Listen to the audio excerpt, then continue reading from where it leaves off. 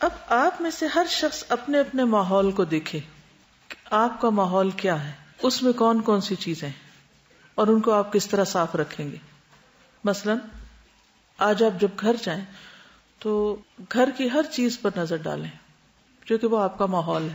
مثلا فلور، فرش، بستر، چھت، جالے، شیشے، جالیاں.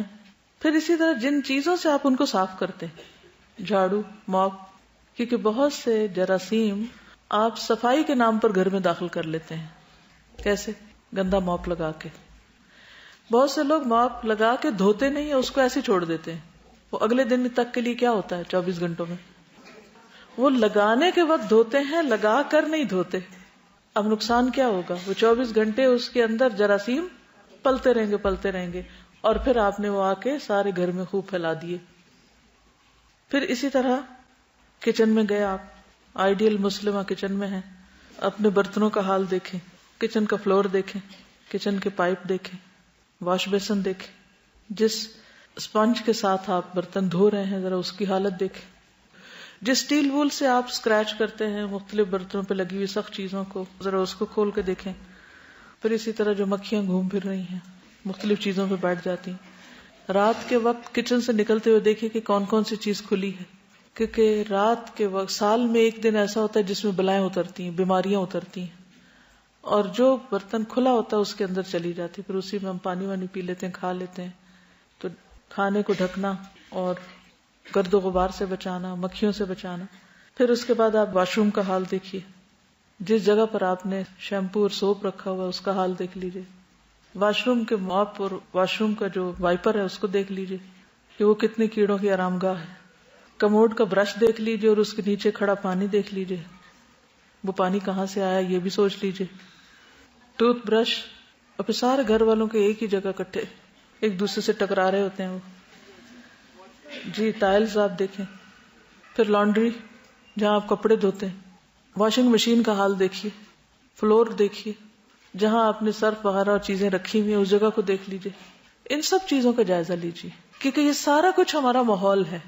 ہم اگر آدھ گھنٹہ بھی لانڈری والے ایریا میں کھڑے ہو کر کام کر رہے ہیں تو اس میں جتنی سڑاند اور جو گندگی ہے وہ کون انہیل کر رہا ہے؟ کام کرنے والا ہی کر رہا ہے، خود آپ ہی اس کو سفر کر رہے ہیں، یعنی اس سے آپ ہی کو تکلیف ہو رہی ہے. کچن میں اگر گندگی ہے تو کس کو تکلیف ہے؟ آپ ہی کو ہے نا.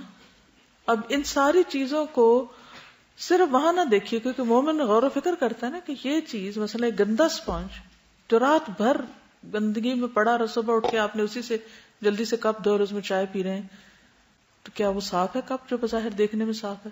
پھر جو واشنگ لیکوڈز ہم یوز کرتے ہیں، بعض لوگوں کو برتن دھونے نہیں آتے، کپڑے دھونے نہیں آتے، کپڑے دھوئیں گے ابھی اس کے اندر صابن ہوگا بس نکال دیں گے.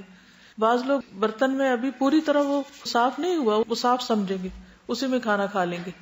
تو اس طرح کتنے ہی انوانٹیڈ کیمیکلز گندے برتنوں اور گندے کپڑوں اور ان سب کے ساتھ ہمارے اندر جا رہے ہوتے ہیں، ان کے اثرات، چاہے وہ اسکن کے ذریعے چاہے منہ کے ذریعے. پھر اسی طرح سبزیوں یا فروٹ وغیرہ کو جب ہم لا کے رکھتے ہیں یا پھر دھوتے ہیں یا پھر بعد میں جو کٹائی ہوتی ہے اور جو اس کا ویسٹیج ہوتا ہے اس کو کتنی دیر کھلا رکھتے ہیں، کہاں ڈمپ کرتے ہیں. ترقی یافتہ دنیا میں ہر چیز کو ڈمپ کرنے کا الگ الگ ڈبہ ہوتا ہے. فوڈ الگ میں جاتی ہے، یعنی ریسائکلنگ جو ہوتی ہے، کاغذ الگ میں جاتے ہیں. اسی طرح شیشہ وغیرہ، بیٹری کے سیلز، ان سب چیزوں کو ڈسپوز آف مختلف طریقے سے کیا جاتا ہے. اور مختلف کلرز کے ڈبے گھر کے باہر رکھے جاتے ہیں ہفتے میں 1 یا 2 دن، جس میں مختلف چیزیں ہوتی ہیں اور مختلف گاڑیاں گزرتی ہیں. ایک فوڈ اٹھاتی ہے، دوسری کاغذ وغیرہ اٹھاتی ہے، تیسری باقی گھر کا جو ویسٹیج ہے اس کو اٹھاتی ہے. اگر آپ اس کو مکس کریں گے تو آپ کو جرمانہ پڑے گا. ہمارے ہاں ری سائکلنگ کا کوئی انتظام ہی نہیں، سوچ ہی نہیں. کسی بھی جگہ پر آپ کسی بھی ہائی وے پہ سفر کیجیے اور آس پاس اڑتے ہوئے پلاسٹک کے لفافے دیکھیے کہ ہمارے پورے ماحول کو کتنا گندا کر رہے ہیں. اور ان چیزوں کو جلانے کے بعد جو پولوشن ہوتی ہے، جو دھواں ہوتا ہے، وہ ہماری صحت کے لیے کتنا نقصان دہ ہے. آج پوری دنیا میں یعنی کہ گلوبل وارمنگ کے طور پر ماحول کی صفائی جو ہے یا پولوشن جو ہے وہ ایک بلا بنی ہوئی، ایک عذاب بنا ہوا ہے. لیکن ہمارے ہاں تو ابھی شعور بھی نہیں ہے اس چیز کا، جس چیز کو ایک بلا کے طور پہ دیکھا جا رہا ہے. اور اس سے نبٹنے کے لیے کتنی تنظیمیں وجود میں آ چکی ہیں اور کتنی بڑی بڑی ریسرچ ہو رہی ہے اس پر.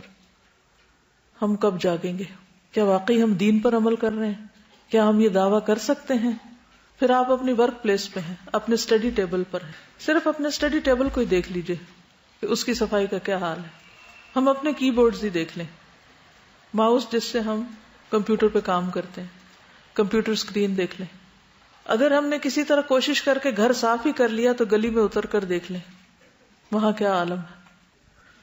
اگر آپ دیکھیں گے تو بہت سارے لوگوں کا یہ کلچر ہے، مثلا ٹرکش جو ہے ان کا بھی یہی کلچر ہے کہ جوتے گھر سے باہر، کوئی بھی ہو، بڑا ہو چھوٹا ہو، امیر ہو غریب ہو. جاپنیز کا بھی یہی حال ہے، وہ جوتے گھر کے باہر ہی ہوں گے اور اندر ننگے پاؤں رہیں گے یا ساکس وغیرہ کے ساتھ. تو پہلا سٹیپ کیا ہے؟